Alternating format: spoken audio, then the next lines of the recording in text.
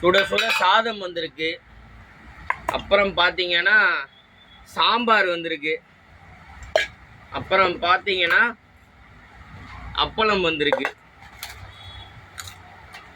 இதுதான் இன்னைக்கு. சாம்பார் எப்படி இருக்குன்னு டேஸ்ட் பண்ணி பார்க்கலாம். சாம்பார்ல இன்னைக்கு கோஸ்லாம் போட்டு வா சூடாக இருக்குது. ஏதோ டிஃப்ரெண்ட்டாக பண்ணியிருக்காங்க.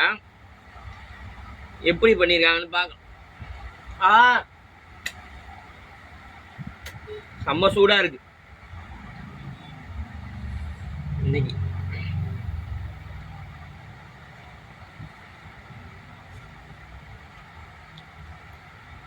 அருமையாக இருக்கு இன்னைக்கு சாம்பார். சாம்பார் வித் அப்பளம்.